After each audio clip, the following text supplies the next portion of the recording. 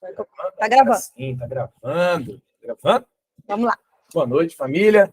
Cadê? Mais alguém vai entrar? Deixa eu ver se alguém falou. Só ver se alguém falou algo no grupo. Não. Bom, não. Só a Priscila que tinha falado.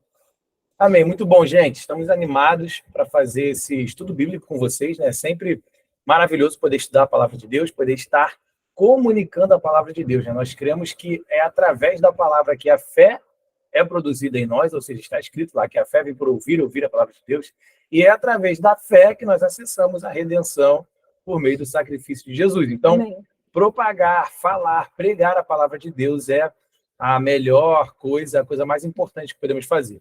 E antes da gente começar essa escola, né, ela dura quatro semanas. O propósito dessa bíblica... o Alisson está também. Não, mas o Alisson já estava indo, tá? Permitido. É ser algo, é aprofundar nas questões primordiais, nos pilares do Evangelho. Né? De fato, apresentar as boas novas conforme a palavra de Deus diz. Conforme a Bíblia nos instrui, nos ensina. Eu queria dizer algo para vocês. Está lá em 1 Coríntios 8:2. Primeiro de tudo, esteja com a sua Bíblia, esteja com um caderno, rabisca aí na sua Bíblia o que você achar, o que você anotar, pega no seu caderno, vai anotando, seja um estudante ativo da palavra de Deus e não passivo, né? Anota suas dúvidas para falar no final, mas em 1 Coríntios 8:2 diz assim, ó, a pessoa que imagina conhecer alguma coisa ainda não tem a sabedoria que necessita. Ou então, em outra tradução diz, se alguém cuida... Peraí, se alguém acha que sabe... Não tem uma tradução que eu tenho aqui. Se alguém cuida saber alguma coisa, né? Se alguém acha que sabe alguma coisa, ainda não sabe como convém saber. Ainda não sabe como deveria. O que eu quero dizer com isso? Eu quero que vocês estejam sempre abertos para receber da palavra de Deus. Então, o que a gente for trazendo aqui, vai na palavra, se aprofunda, estuda. Eu já fiz, eu já vi isso na minha igreja, na minha antiga igreja. Então, vão ter pessoas aqui, você que vai estar vendo a gravação também, que vem de outra igreja, que já ouviu sobre o ensinamento que a gente vai trazer aqui. Ó. Semana 1, nós vamos falar sobre salvação hoje. Semana 2, batismo do Espírito Santo. Semana 3, crescimento espiritual. Semana 4, eu e a igreja local. Então, provavelmente, se você já frequentou uma igreja, já frequentou culto, você já ouviu sobre essas coisas. Então, não tome agora, quando a gente for começar a ensinar para você, durante todas essas semanas, como se você já soubesse disso. Tá? E também não tome como se fosse um conhecimento nosso, dos pastores, ou um conhecimento da Igreja United, mas sim como a palavra de Deus. O nosso maior esforço como igreja é passar o que a palavra diz, não o que nós achamos, não o estudo que temos, não o conhecimento que o apóstolo deu para a igreja e a pastora Pri e o pastor Zé montaram, mas a palavra de Deus. E pode ser que em alguma outra igreja, ou em algum outro lugar, você tenha escutado isso da mesma maneira que a gente vai falar, ou pode ser que você tenha escutado isso de maneira diferente. Então, vai na palavra, vai na Bíblia, confere, nós vamos trazer a palavra aqui. Tá? Então, quero que você esteja aberto e aberta para receber da palavra de Deus, sem bloquear nenhum conhecimento. Eu já sei isso. E aí, desvia, vai para outro mundo, né? Não, pega o seu caderno, vai anotando tudo, vai anotando o que te chama atenção, vai anotando o que te gera dúvida, anota os versículos para ir na Bíblia e ler o que está na Bíblia. Amém. Amém? E se você aprendeu algo que a gente vai falar aqui de maneira diferente, vai na palavra e confronta aquilo que você tem de conhecimento com a palavra de Deus. Claro, se gerar dúvida, fala não, atrás da dúvida. Mas se você escutar, mas não foi assim que eu aprendi, não foi assim que foi me ensinado, vai na palavra. Confronta aquilo que você pensa saber, acha que sabe, ou até sabe mesmo, com a palavra. Amém, família? Isso é muito importante para todos nós. Vou deixar, a pastora vai dar essa primeira semana, eu vou correr para descer, porque as crianças desceram aqui. Com outra criança? Não, as crianças desceram não. com outra criança, né? Com um adolescente, pré-adolescente. Desceram com o Arthur, mas é diferente de descer com Yasmin. Eu vou correr lá para olhar. Vai lá. Fique com Deus. Vai lá, amor. Bom, gente, vamos iniciar então. Espero que estejam todos aí com caderno, caneta, com a sua Bíblia, se possível, caso você tenha. Então, como o pastor falou, essa primeira semana é desmistificando a salvação. Tá? Já enumerou ali as semanas que eu ia falar, mas não tem necessidade de eu repetir. Tem no seu material, se você ainda não tem o material. Você vai tê-lo amanhã, amém? Vai ser ótimo. Então, hoje, começando aí pela semana 1, é importante que a gente entenda assim, vários pontos dentro da salvação para desmistificá-la. E temos alguns porquês para chegar a algumas respostas. E o primeiro porquê é por que a gente precisa ser salvo. E eu não sei se você já teve uma reflexão assim na vida, mas até de se perguntar, será que eu sou salvo? Será que realmente, se eu morro hoje, se algo acontece com a minha vida hoje, eu vou para o céu? Onde que o meu espírito... Deixa eu só fechar a porta, gente. Né? Que eu sou espírito, eu não sou essa carne, esse corpo aqui realmente volta ao pó, mas onde o meu espírito vai se encontrar após essa vida? Né? No céu, com o Senhor ou no inferno? E não existe um terceiro lugar, tá, gente? Deixando bem claro, ou é céu ou é inferno. Então, a gente tem que ter convicção da nossa salvação. E essa primeira aula eu acho assim maravilhosa, porque ela te faz refletir também sobre pontos muito relevantes. Porque o ser salvo, fui salvo, mas eu viver numa vida de pecado contínua não é certeza de que quando eu morra, eu vá para o céu. E a gente vai falar sobre vários pontos muito pertinentes para que você também entre nessa reflexão. Eu já entrei algum dia na minha vida, mas porque eu estava nesse lugar de pecados constantes, até que eu cheguei num momento da minha vida onde eu te digo que eu tenho convicção da minha salvação. E eu oro para que você também tenha isso na ponta da sua língua, mas não de uma boca para fora, por dentro assim, mas será mesmo? Mas que realmente você diga, eu tenho convicção, pastora. Eu vou para o céu se algo acontece com a minha vida hoje. Então, talvez você já tenha feito essa pergunta. Se não fez, eu te digo para que você faça, né, para que você tenha essa certeza. Mas eu já quero começar a ler com vocês Romanos 3:23. Se você puder, abre aí. Eu não vou esperar que vocês abram, mas eu vou ler, é importante que vocês ouçam. Se você tem uma habilidade maior, abre bem rapidinho, lá em Romanos 3:23, que diz assim: pois todos pecaram e estão destituídos da glória de Deus. Eu não sei se você já ouviu esse versículo alguma vez na sua vida, eu quero lembrar que essa turma aqui, ela tem o nome de primeiro passo, porque ela realmente são os primeiros passos na fé. Por mais que você já tenha tido uma vida cristã de muitos anos, mas se afastou, parou de ir à igreja simplesmente, eu quero te dizer que todos pecaram. E por isso todos estão destituídos da glória de Deus. Então, no princípio, quando Deus criou o homem, ele criou a sua imagem e semelhança. Corpo, pastor, então Deus tem um corpo parecido com o nosso? Não, Deus ele é espírito, e o que ele soprou em Adão e fez dele um ser vivente, alma vivente, foi o espírito. Então, nós somos feitos à imagem e semelhança de Deus pelo nosso espírito. Então, é muito importante que você saiba disso também. E ele, quando cria o homem e dá a ele fôlego de vida, ele dá também autoridade e poder para dominar sobre todas as coisas da face da terra. Isso está lá em Gênesis, se você quiser anotar para ler depois, 1:26. Gente, agora que eu estou vendo que eu estava desfocada. Então, vamos lá. Então, essa parte da autoridade e poder que foi dada ao homem está em Gênesis 1, capítulo 1, versículo 26. Então, quando Deus cria o homem, não havia pecado na terra. No entanto, lá em Gênesis 3, a gente encontra o pecado tendo um espaço na terra através de uma atitude de desobediência de Adão e Eva. E a gente vai ler esse relato em Gênesis 3, do versículo 1 ao versículo 7. Se você puder abrir, primeiro livro da Bíblia, logo ali no início mesmo, se o bobear está na mesma folha ali, o capítulo 3, diz assim: ora, a serpente era o mais astuto, que era o ser, né?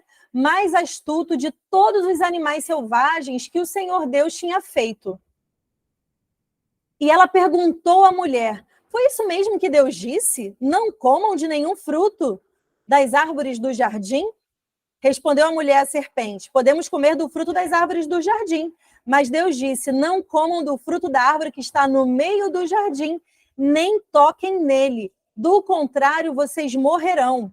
Disse a serpente à mulher: certamente não morrerão. Deus sabe que no dia em que dele comerem, seus olhos se abrirão, e vocês serão como Deus, conhecedores do bem e do mal.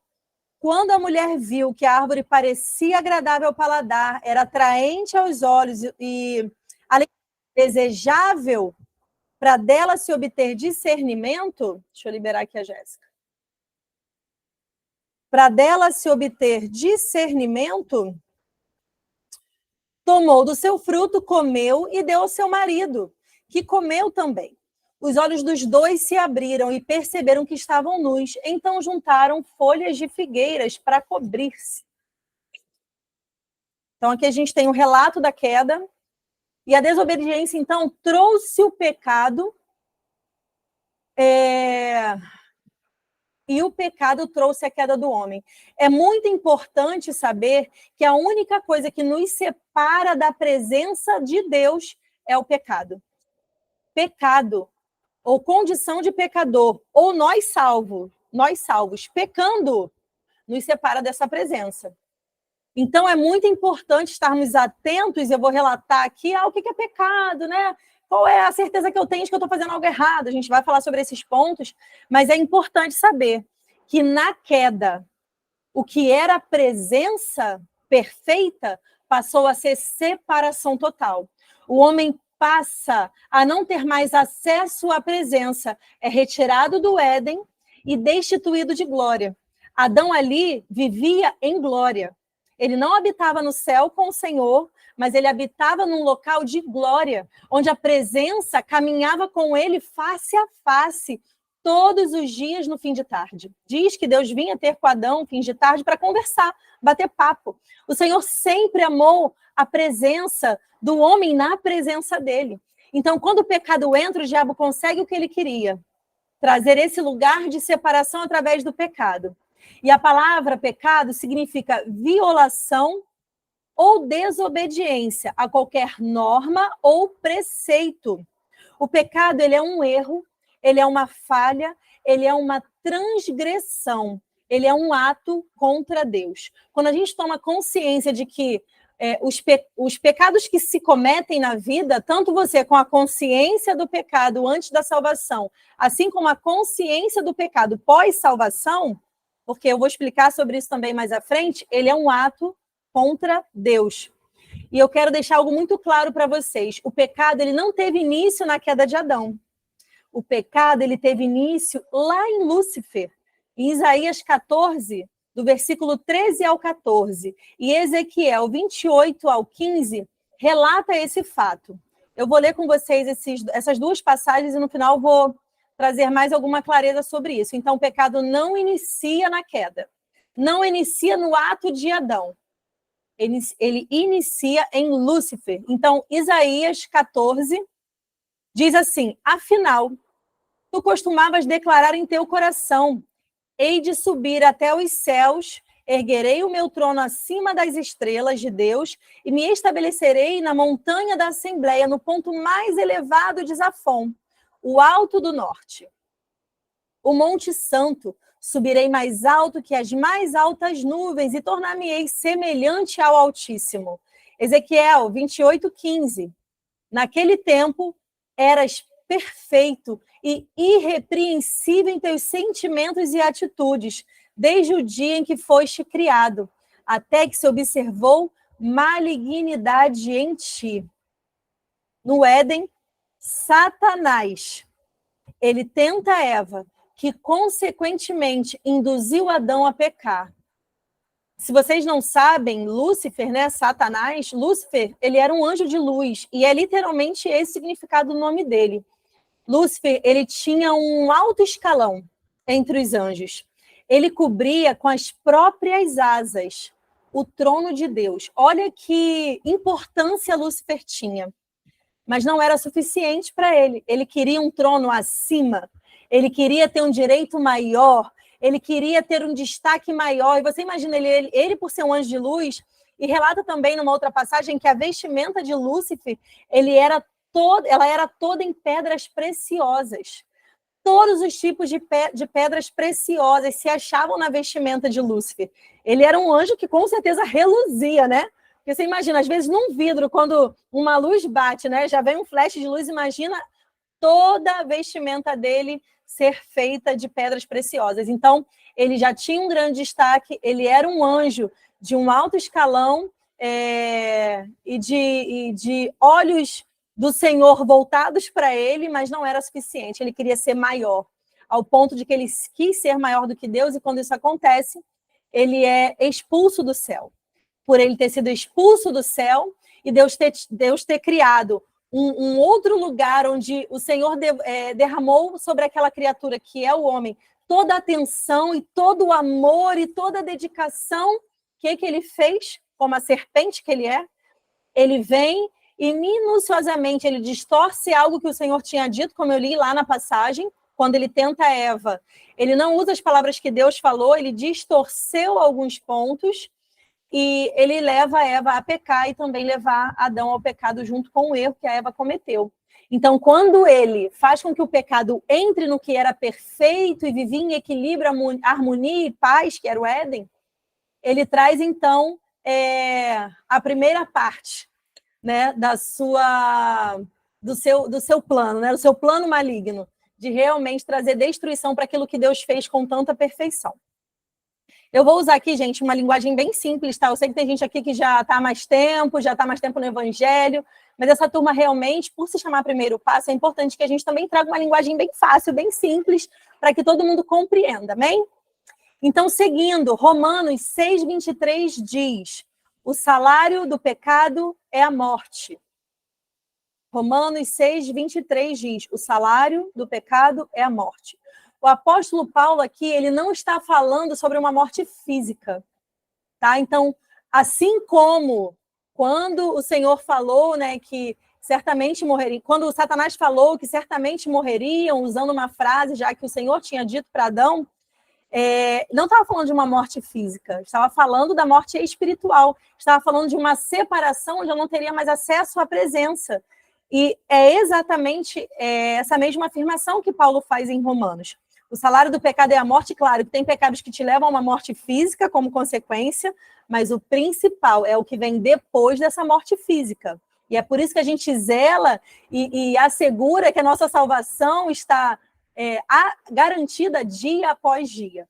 Então, é uma morte espiritual e não física, e o espírito do homem, ali ele foi corrompido, né, lá no Éden, e agora precisa ser restaurado. Então, o pecado de Adão e Eva, ele não atinge só os dois, mas toda uma humanidade.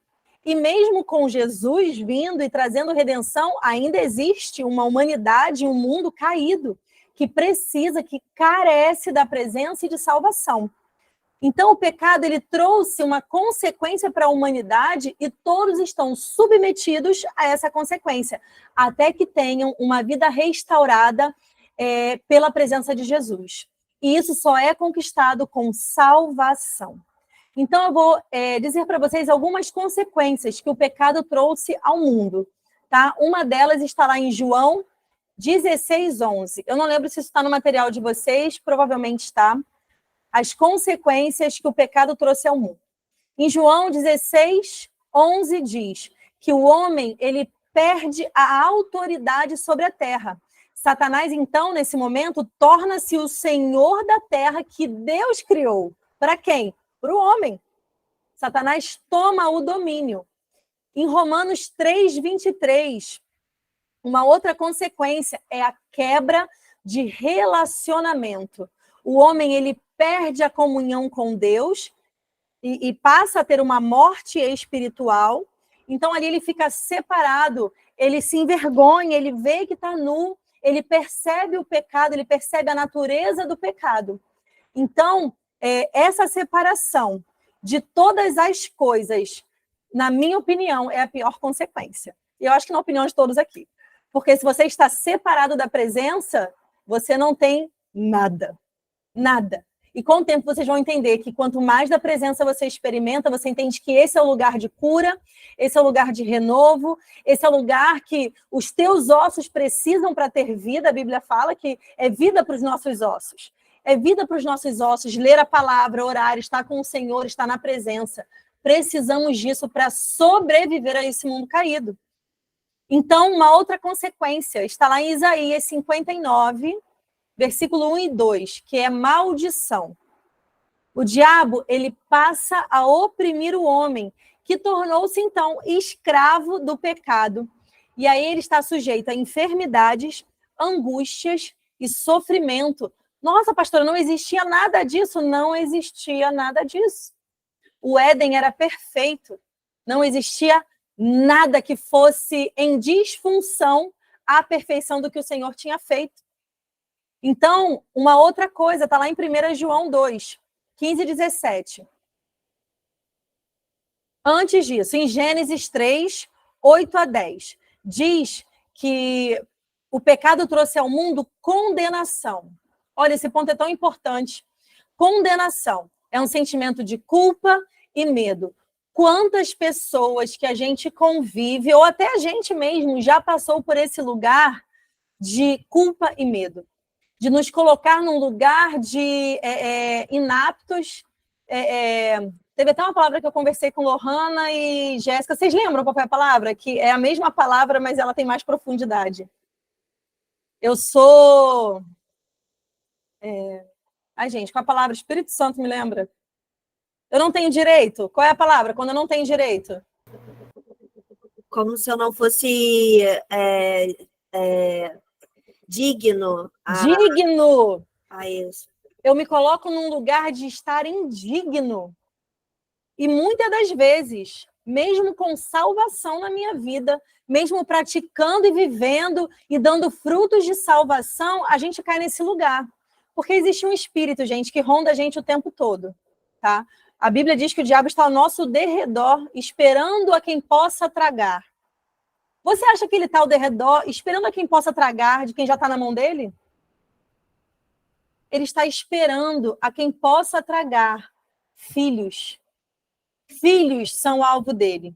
Pessoas que já reconheceram Jesus como Senhor e Salvador, mas que vivem ainda num mundo caído, ainda habitam numa carne que é fraca, numa mente que precisa ser renovada todo o tempo na palavra, senão a gente cai mesmo, e eu me incluo nisso, eu não sou perfeita, o pastor não é perfeito, a gente cai. Só que quando você cai, você tem que ter uma consciência e ser guiado pelo Espírito Santo para um lugar de arrependimento. O arrependimento restaura o direito. Mas se eu entro nesse lugar de autoflagelo, no sentido de me condenar, eu me condeno porque eu sou o culpado e eu tenho medo do que essa culpa pode gerar porque eu sou o culpado, isso te torna uma presa fácil para o diabo que está ao seu derredor tentando te tragar. E você acha que ele vai perder muito tempo colocando inúmeras situações na sua frente? Ele só sopra na tua mente, porque a nossa mente, se não está sendo renovada na palavra, ela é um alvo fácil. E condenação cai sobre nós. E quando condenação cai sobre nós, a gente se vê num lugar de onde a gente já saiu. Porque quando a gente é salvo, a palavra diz que o Senhor, o próprio Deus, pega todos os nossos pecados, porque ali é um lugar de ser feito tudo novo. O nosso espírito é recriado. Então ele não fica ali, te lembrando da tua velha criatura, não. Quem faz isso é Satanás. O Senhor pega e lança no mar do esquecimento. Você agora é um livro em branco. Existe uma nova história que pode ser escrita. E aí depende de quem? De você mesmo. Nós fazemos a nossa parte em ensinar, em te ajudar, né? Te alimentar com a palavra, mas é 80% você, 20% nós. Eu nem digo que 80%, 90% é você e 10% nós. Mas você está aqui já mostra que você deseja chegar nesse lugar de crescimento e de avanço, e glória a Deus por isso, amém? Então, agora sim, 1 João 2, 15 a 17, diz: o coração do homem passa a ter paixão pelas coisas mundanas, vontade de seguir as coisas do mundo, contrárias à vontade de Deus. Isso aqui é o quê? Tentação. Mas a palavra diz: resistir ao diabo e ele fugirá de vós. O diabo apresenta as oportunidades para que você caia, mas hoje, diferente de antes, quando você não era salvo, você já consegue discernir. E você consegue olhar para aquilo e falar: não, muito obrigada. Obrigada, eu sempre usou assim, né? Obrigada por compartilhar, mas eu não quero isso para mim. Porque hoje você não é mais um pecador. A partir do momento que você declara Jesus como seu Senhor e Salvador, você é salvo, você é santo, você é justo.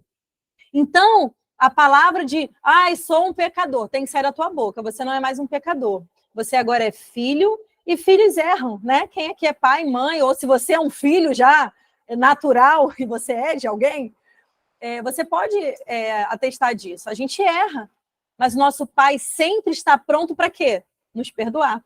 Pegar a gente no colo, e ainda curar as feridas se for um tombo que a gente levou muito feio, e assim é Deus. Por isso ele nos chama de filho e coloca a alusão de pai, para que a gente entenda com a nossa mente humana qual o papel dele como pai e qual o nosso como filho. Então, hoje você é filho, por mais que você caia, o Senhor está ali pronto para curar suas feridas, te pegar no colo e te mostrar o caminho novamente. Então, não se esqueça disso, é muito importante, principalmente para quem está voltando para Jesus, que está aqui na turma, ou você que está há muito tempo, né, de repente, longe da igreja, é salvo, mas não estava praticando, igreja local, não estava ouvindo ensinamentos. Eu quero te lembrar disso, seu lugar é filho e não pecador mais, amém? Então, Gênesis 3,17, seguindo. O homem, ele passou a ser sujeito à morte física. No Éden não tinha morte. Não existia morte de nenhuma espécie. Nem do ser humano e nem dos animais. Tudo era perfeito e não existia morte. Não existia morte. Existem muitos estudos teológicos sobre a parte animal, né, do Éden, mas eu creio que até Noé, isso por estudos mesmo, né, teológicos, que até Noé, ali os animais que entraram foram as matrizes, que fala, foi a matriz. Foi a criação ali de matriz, antes da seleção natural. Quem sabe um pouquinho de biologia sabe do que eu estou falando. E aí, depois de Noé, da arca e destruição pelo dilúvio, aí sim, os animais começaram a realmente chegar onde eles são hoje, tá?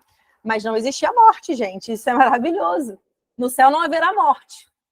Mas no inferno haverá uma morte e um renascimento constante dia após dia. Diz que os vermes comerão a sua carne todos os dias. Creio que até um momento onde você não consiga mais sentir aquela dor e aí você volta para aquele looping, tudo de novo. Ele começa a comer sua carne de novo, isso está na Bíblia. Então, isso pensar nisso já é algo que eu não quero nem pensar em estar perto desse lugar. Então, vamos assegurar a nossa salvação. Ah, pastora, você pode testar minha salvação? Não. Porque só quem conhece o coração do homem é Deus. A intenção do coração também. Então, a salvação, ela é garantida se você anda de acordo com a palavra, se você reconheceu Jesus como seu Senhor e Salvador, declarou publicamente, mas principalmente se a sua salvação tem dado frutos. Eu vou falar mais disso. Então, seguindo, temos esse bloco aí de consequências terríveis depois que o pecado entra no mundo. E por tudo isso é que a gente precisa da salvação. O pecado, ele mudou a vida do homem e afetou toda a humanidade. Mas o pecado não mudou o coração de Deus e seu amor por nós. Que coisa linda, né? Mesmo pecadores, mesmo desmerecedores, mesmo inadequados, ineficientes, o Senhor ainda nos ama. E nos ama desde lá. E eu imagino quanto o Senhor sofreu por ver a queda do homem, né? Por realmente viver aquele momento. Então, independente do que tenha acontecido até os dias de hoje, não mudou o coração de Deus e muito menos o amor dele por nós. E glória a Deus por isso. Então, por isso, ele criou um plano de salvação com a finalidade de resgatar o homem do pecado e da morte eterna, para então trazê-lo de novo para a presença e para a vida. Ah, sim, importante. Gente, o plano de salvação, ele sempre existiu, tá? Não foi, não foi, o homem pecou, e agora? Jesus e Espírito Santo, o que faremos? Porque desde o princípio, Deus Pai, Deus Filho e Deus Espírito Santo estavam juntos. Lá no Éden, quando o Senhor diz, façamos ele a nossa imagem e semelhança, ali a Trindade estava ativa. Desde sempre. Jesus é eterno, o Espírito Santo é eterno, Deus é eterno, Deus Criador, Deus Pai. Então, eles são, isso é um assunto para outro momento, mas é importante para que vocês entendam, eles são três, mas eles são um ao mesmo tempo.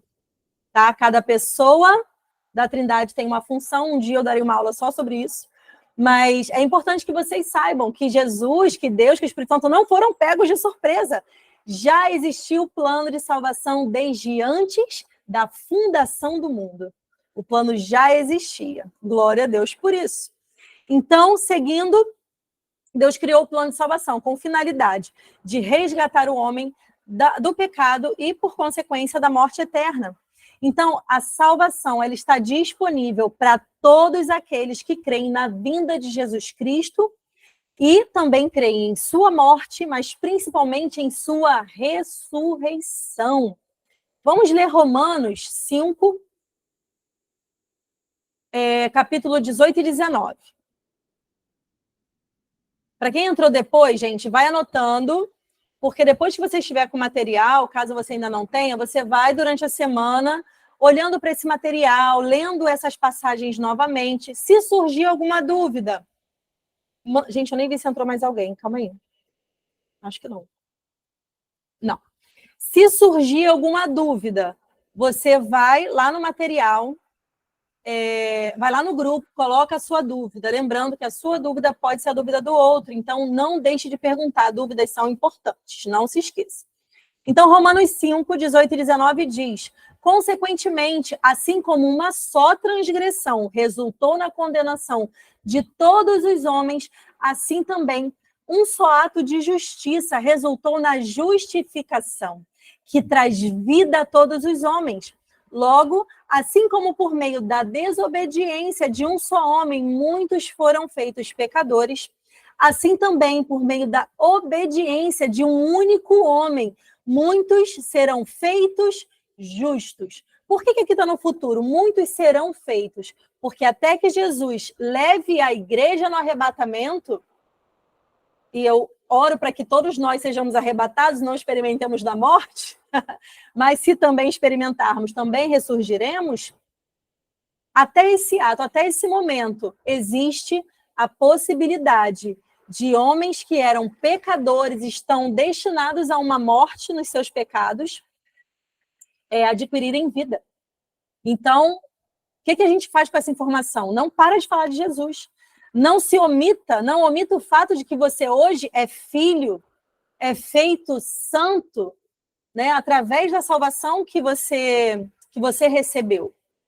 Essa salvação foi comprada por um alto preço.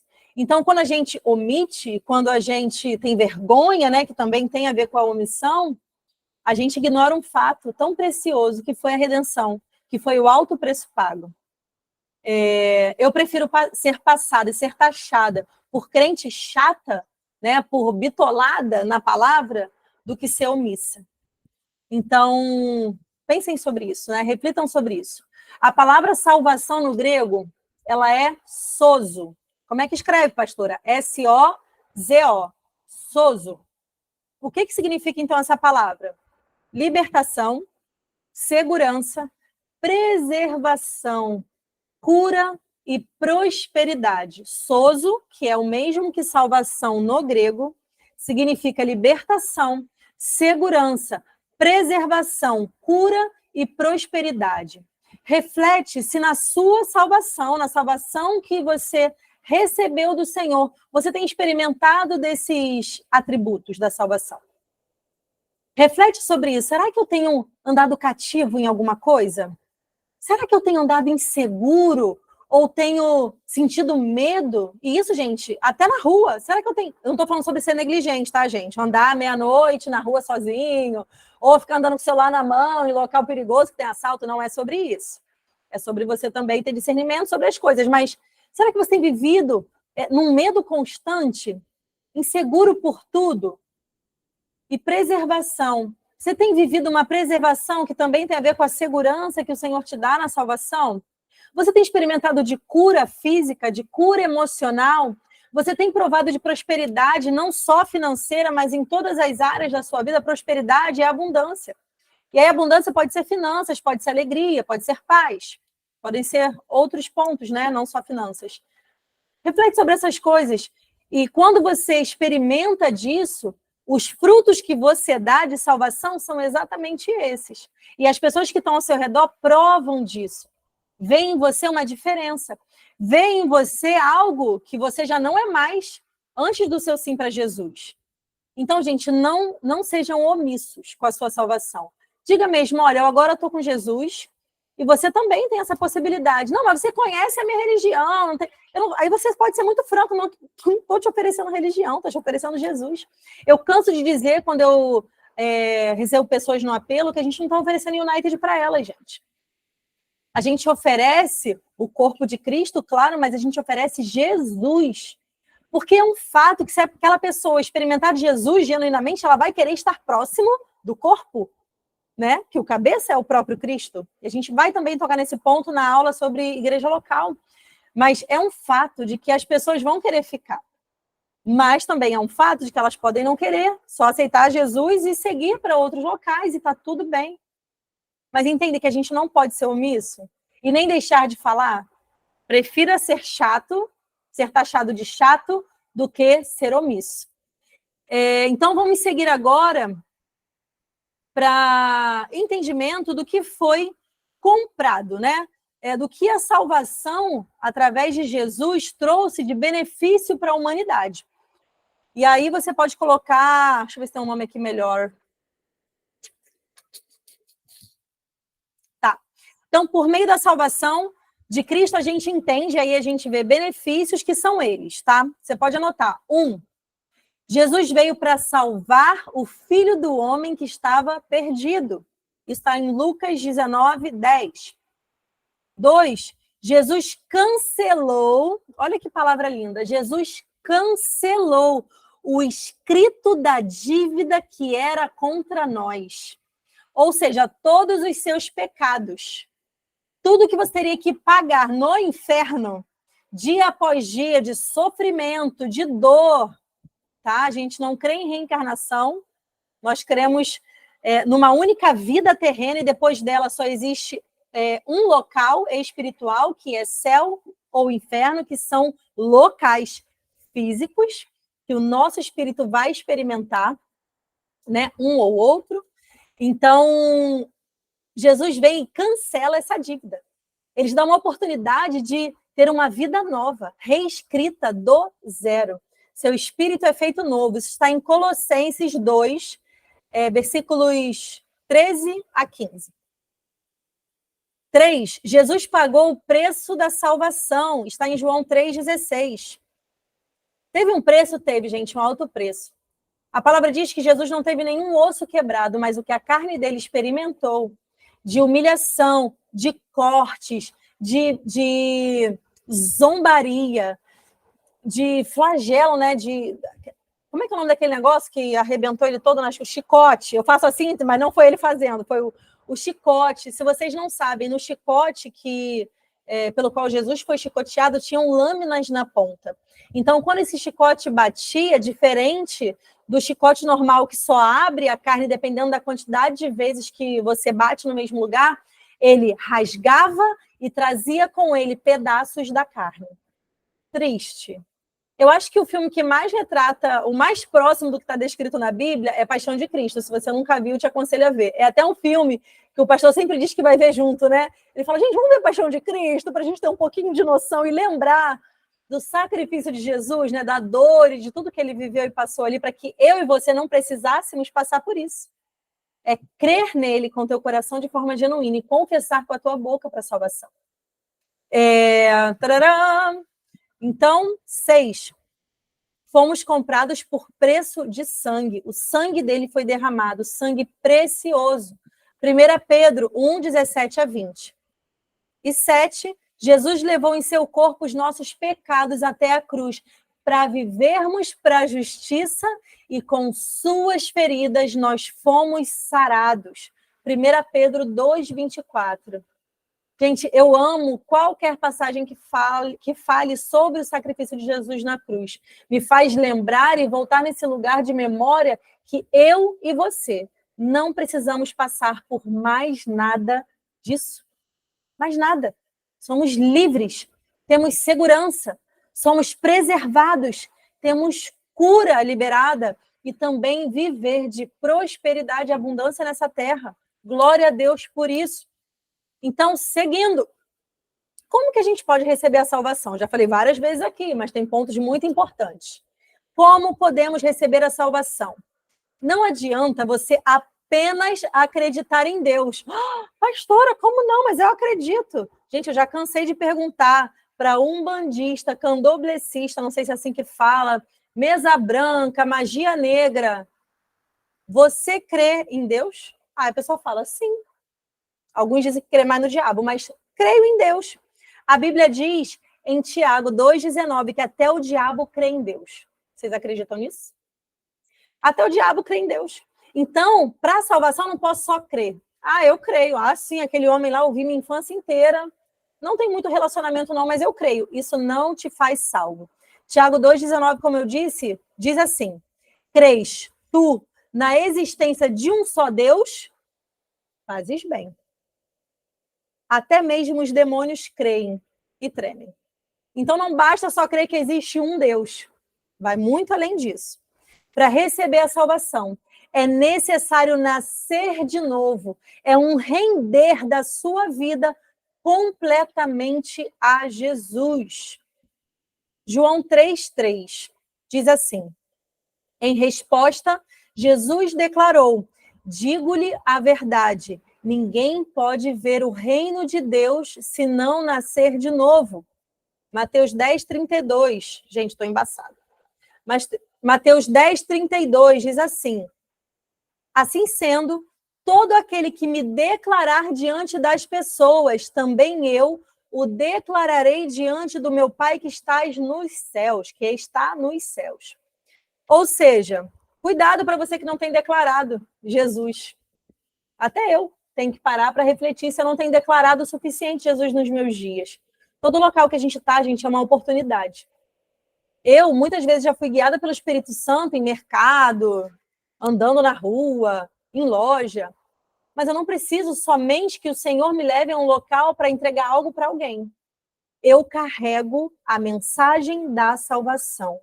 E eu tenho como direção do próprio Senhor, através da palavra dele: ide por todo mundo, pregai o evangelho e fazei discípulos em todas as nações, onde quer que você esteja, até os confins da terra. Então, é necessário que a gente não feche a nossa boca, porque assim como quem declara diante dos homens Jesus, e também Jesus vai declarar por nós, né, na presença de Deus, o contrário é da mesma forma. Se você não tem declarado Jesus, não tem feito nenhum esforço para declarar Jesus, ele também não vai declarar você na presença do Pai. Então, nascer de novo é cumprir o plano de salvação, de restauração e reconciliação do relacionamento entre Deus e o homem. Aquilo que Deus tanto prezava, que foi perdido com a queda do homem no Éden, Jesus traz de volta e faz com que seja restabelecido. Então, você não precisa mais de intermediário. Eu não sei de que tipo de igrejas ou de crenças ou do que já foi colocado em você ao longo da tua vida com Jesus. Mas você não precisa de intermediários para entrar na presença, você não precisa de barganha financeira para ter respostas, você não precisa do pastor orando por você para que você seja atendido pelo Senhor. O acesso é livre. A palavra de Deus diz: entra no teu quarto, no secreto, e busca o teu Pai. E lá ele vai te responder. Você tem acesso. Não é só uma hierarquia dentro da igreja que tem, um grupo específico, mas você, na salvação, você é feito filho. E o acesso é dado. Antes de Jesus existia um véu, e esse véu separava o ser humano da presença. Só quem podia acessar eram pessoas, sacerdotes muito específicos, que tinham uma autorização divina consagrada para entrar na presença.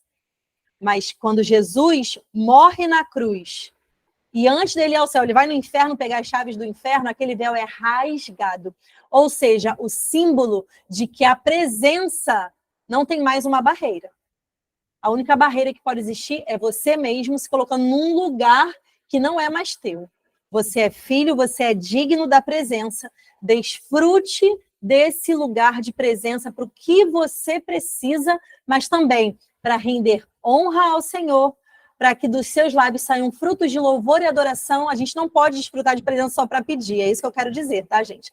A presença não é um local só de Senhor, me cura, Senhor, me ajuda com isso, Senhor, tira esse pensamento, mas só de desfrutar de um local que é tão puro, que é tão santo, que você consegue sentir um abraço tão genuíno, tão amoroso do teu Pai, que não tem um lugar melhor para estar.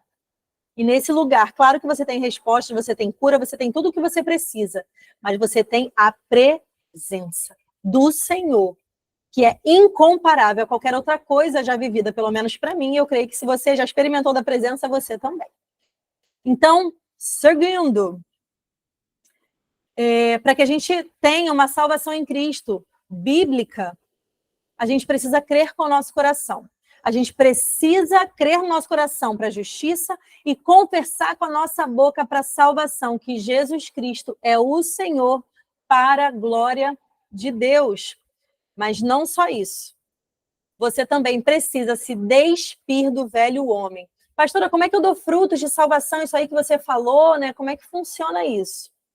Quando você desfruta da presença, porque você já entendeu que você é digno dela, a presença do Senhor vai começar a inundar o teu ser.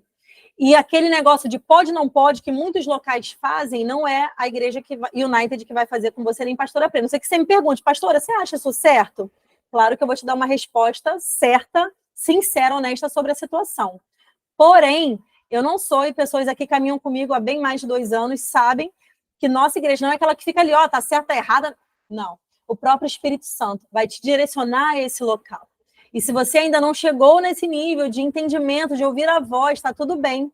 É um progresso, né? É um crescimento que se alcança dia após dia, até que você consiga entender e perceber do próprio Espírito Santo quais são os locais, quais são as formas, o que está certo, o que não está, porque você vai começar a se alimentar da palavra e a palavra vai te trazer clareza sobre todas as coisas. Mas estamos aqui, tá, gente? Para te ajudar também, com certeza, em toda a tua caminhada.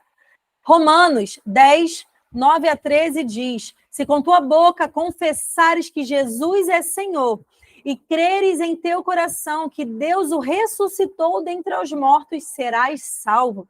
Porque com o coração se crê para a justiça e com a boca se faz confissão para a salvação. Conforme diz a Escritura, todo aquele que nele crê jamais será decepcionado ou envergonhado. Portanto, não há distinção entre judeus e gentios, pois o mesmo Senhor é Senhor de todos e abençoa ricamente todos os que o invocam. Porque todo aquele que invocar o nome do Senhor será salvo. É necessário que você creia em Jesus e no plano completo de Deus para que a fé seja implantada no coração, no seu coração, no coração do homem, pois é pela fé que somos salvos.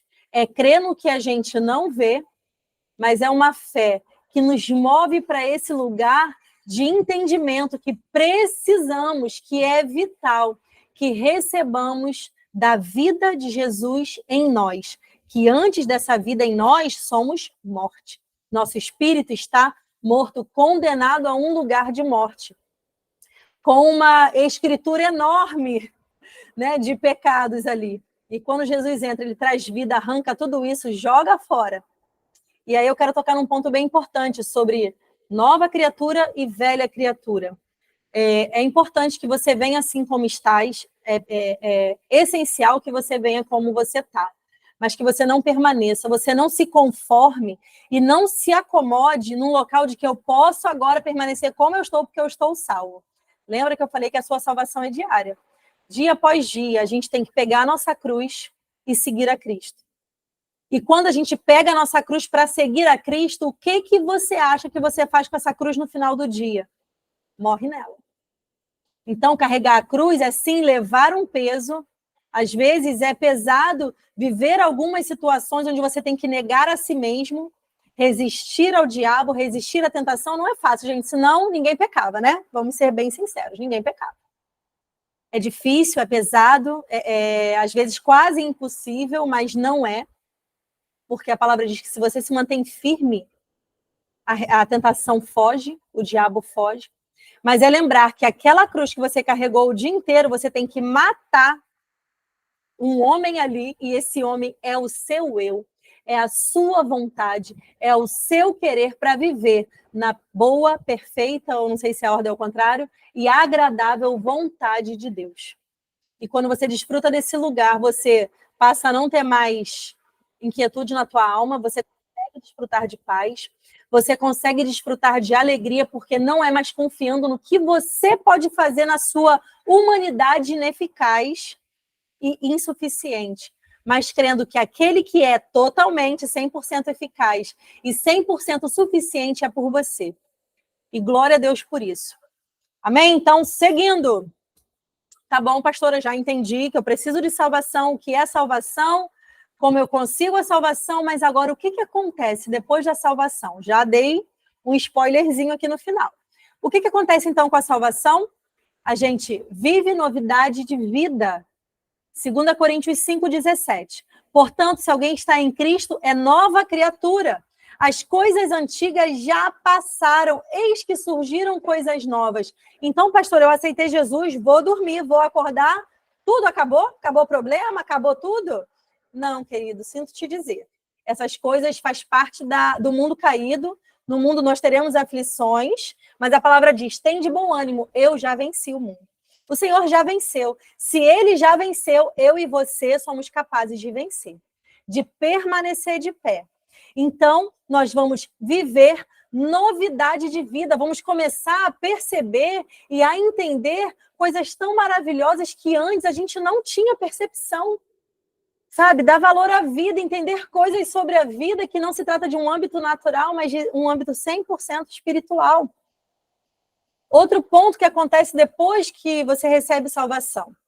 A gente vive livre da condenação que nos separa de Deus. E aí a condenação mesmo não é do espírito que fica ali te azucrinando com medo, com insegurança, com culpa, mas condenação, aquela que te levaria para o inferno diretamente se você morresse sem Jesus.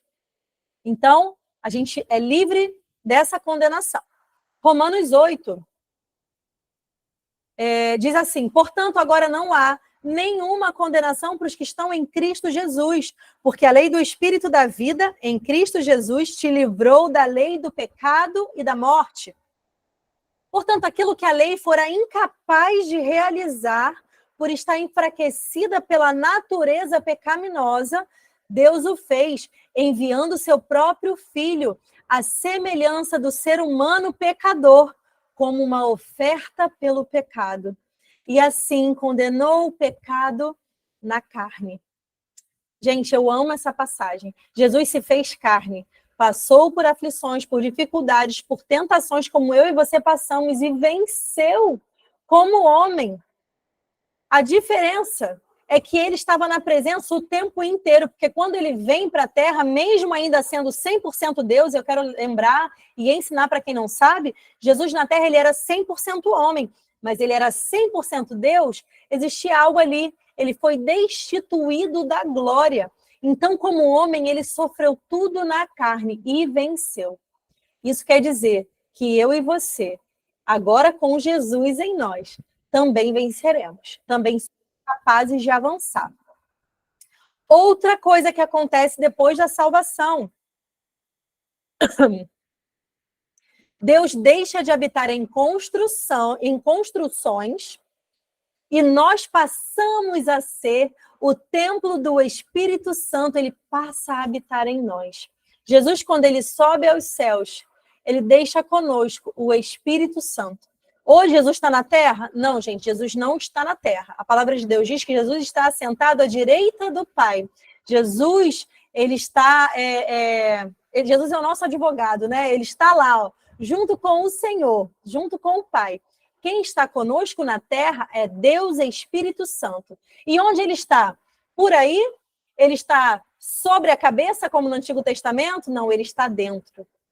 Ele está dentro de nós, disponível e pronto para nos guiar, porque esse é o papel dele, nos guiar em tudo o que fizermos e também nos consolar e nos direcionar a todo momento para Deus, para que a gente alcance a plenitude perfeita do conhecimento de quem Cristo é. Então, não ignorem a presença do Espírito Santo ou a pessoa do Espírito Santo. Não habita mais em templos, em construções, mas em nós. E a gente vai falar sobre a igreja local, mas antes eu quero trazer um ponto muito importante. Muita gente vive Cristo em casa. Cristo em casa é errado, pastora? É. Por quê? Porque apesar de você ser templo do Espírito Santo, você não é a igreja. A igreja, você está falando de uma construção, pastora? Não, estou falando da igreja, a noiva, o corpo que Jesus vem buscar. Quando a gente fala de um corpo ele é feito de vários membros, onde o cabeça desse corpo é o próprio Cristo. Isso está na Bíblia. Não tem a passagem aqui agora, se alguém tiver, lança ali, ó, nos comentários para quem está voltando agora para Jesus, né? Está voltando a caminhar na fé aí, tenha também acesso. Eu não tenho esses versículos de cabeça, mas a igreja ela é feita pelo corpo de Cristo. A igreja é o próprio corpo de Cristo. Cada membro com a sua função, cada função específica sendo executada, ninguém é maior do que ninguém, o ombro não é maior que o dedo do pé, nem a mão é maior do que o tronco, e vice-versa, porque todos têm uma função para executar. Então, quando eu digo que eu sou Cristo em casa, eu sou um membro amputado. Jesus não vem buscar membro amputado, e desculpa estar sendo um pouco pesada nessa fala. Jesus vem buscar a igreja, o corpo perfeito, o corpo sem mutilação. Então, eu só sou igreja, e eu não estou falando de um templo físico, eu estou falando de uma comunhão se eu faço parte. Se eu faço parte de uma comunhão. E se eu me movimento com esse corpo para frente. Se eu avanço com esse corpo. Se eu vivo com esse corpo, experimento desse corpo de uma direção tão específica que é o próprio Jesus quem dá. Então, não existe biblicamente Cristo em casa. Isso é algo que muitas pessoas vivem, é algo errado. E aí você pergunta, mas pastora, eles estão salvos? Não tem essa palavra, não tem essa afirmação para te dar, porque a palavra também diz que no céu teremos muitas surpresas. Seremos surpreendidos provavelmente com muitas pessoas que a gente achou que não estivessem e estão, e que a gente achou que estivesse e não estarão. Então, eu não sou o Senhor para sondar os corações e entender como essa pessoa tem relacionamento. Porém, a palavra é clara quando diz que Jesus vem buscar a sua noiva, a sua igreja. Seguindo, podemos fazer um estudo só sobre isso também, isso é muito bom, tem muita coisa, muito conteúdo, mas vamos avançar. Então, recebemos uma nova posição diante de Deus. É o próximo ponto. Recebemos uma nova posição diante de Deus. Hebreus 4,14. Diz assim, concluindo, tendo em vista que temos um grande sumo sacerdote que foi capaz de adentrar os céus, Jesus, o Filho de Deus, mantenhamos com firmeza nossa declaração pública de fé. Penúltimo ponto, recebemos o título de filhos de Deus. Então, o que acontece? Penúltimo ponto não, gente, tem mais alguns. Então, o que acontece depois da salvação? Recebemos o título de filhos de Deus. Efésios 5:1 diz, portanto, sede imitadores de Deus como filhos amados. Mais um ponto, temos nossa comunhão restaurada. Efésios 2:12 em diante, diz assim, estáveis, ou estavam, eu prefiro usar essa linguagem, estavam naquela época sem Cristo, separados da comunidade de Israel, estranhos às alianças da promessa,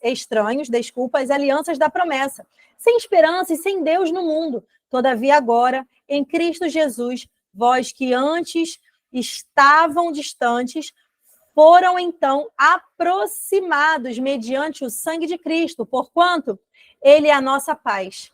De ambos os povos fez um só, derrubando o muro de separação. Em seu próprio corpo desfez toda inimizade, ou seja, anulou a lei dos mandamentos expressas em ordenanças, para em si mesmo criar dos dois um novo ser humano, realizando assim a paz e reconciliar com Deus os dois em um só corpo, pelo ato na cruz, por intermédio do qual ele destruiu toda a irreconciliabilidade, a falta de reconciliação, né? E vindo ele, proclamou a paz para vós que estavam longe, da mesma forma para os que estavam perto, pois por meio dele, tanto nós como vós temos pleno acesso ao Pai por um só Espírito. Portanto, não sois mais estrangeiros, nem imigrantes, pelo contrário, vós sois concidadãos dos santos e membros da família de Deus. Glória a Deus por isso. Seguindo, nossa paz em Deus foi restabelecida. Romanos 5:1, portanto, havendo sido justificados pela fé, temos paz com Deus por meio do nosso Senhor Jesus Cristo. Todos os nossos pecados foram perdoados. Esse é o outro ponto. Romanos 6,14, porquanto o pecado não poderá exercer domínio sobre vós, pois não estáis debaixo da lei, mas debaixo da graça. Graça, então, é a permissão para que eu peque? Não. Graça, então, é a liberdade que você tem para identificar que aquele é um lugar de buraco, de abismo e dizer não. A graça, ela reconcilia você, mas ela não é um local de libertinagem. Posso pecar, tá tudo bem, é só pedir perdão e vou seguir. Não é esse o coração que o Senhor busca e não é esse o coração de uma pessoa verdadeiramente salva. Verdadeiramente salvo, você, infelizmente, cai na tentação, mas você tem uma consciência sã em Cristo e através do Espírito Santo você tem essa possibilidade de pedir perdão genuíno, se arrependendo mesmo. Mas não fique naquele pensamento, cara, eu posso acabar errando nisso de novo. Pede força ao Senhor, pede perdão, levanta, segue. Tem até um bordão que a gente usa, né? Levanta, ora e arrasa. Levanta, ora e arrasa, irmão. Levanta, ora e arrasa, irmã. Arrasa, sapateia na cara de Satanás. Mostra para ele o que a graça te deu acesso. Te deu acesso à liberdade de dizer não. Não esqueça disso. Não é libertinagem. Tá? Não é hipergraça. Pode pecar, uma vez salvo, sempre salvo. Não é. Nós podemos perder a salvação. Se a gente entra num lugar de pecado sem arrependimento, que te joga no outro abismo, e o que isso te faz? Afastamento da presença. E afastamento da presença, você pode ter certeza que não é um lugar de salvação. É um lugar de perdição e condenação novamente. Então, é um outro ponto para a gente também conversar em outro momento, te explicar melhor sobre isso se você tem dúvida. Mas seguimos. Todos os nossos pecados... já falei. E por último, fomos justificados. Romanos 3:24. Sendo justificados gratuitamente por sua graça, mediante a redenção que há em Cristo Jesus. Então, por meio do seu infinito e imensurável amor, nós somos feitos novas criaturas para andarmos com ele em comunhão plena, em acesso pleno. O inimigo, o diabo, ele tentou e conseguiu por algum tempo seu intento contra a humanidade. Ele conseguiu por um tempo ter toda a humanidade na mão. Mas aí, depois de Jesus, através do seu perfeito amor, nós temos novamente essa presença e esse acesso restaurado. E o perfeito amor de Deus, ele se manifesta, então, para destruir toda a obra de Satanás. Jesus, ele é a porta aberta para a salvação, para todo aquele. Gente, eu já ouvi, já vivi, já experimentei de tantas vidas que qualquer um dizia, esse aí não está com o pé no inferno, está com o corpo todo. Eu fui essa pessoa. Eu saí dos caminhos, mas achando que eu já tinha vivido Jesus. Eu estava na igreja, mas eu não era filha. Já tinha confessado Jesus, já tinha crido com o meu coração, mas o que eu vivia ali não era presença. Não era presença. E o pecado veio e começou a vir cada vez mais forte, mais intenso, e eu fui até que um ponto de ficar praticamente quase 17 anos afastada. E aí, quando eu voltei para Jesus, eu fui entender o que tanto a palavra fala sobre esse lugar de presença. E é um lugar que eu nunca mais vou sair. E quanto mais eu estou nela, mais eu quero ficar. Amém? A gente encerra a nossa aula aqui. Eu vou só parar a gravação, tá? Porque tem pessoas que vão precisar ouvir depois. Deixa eu só parar aqui.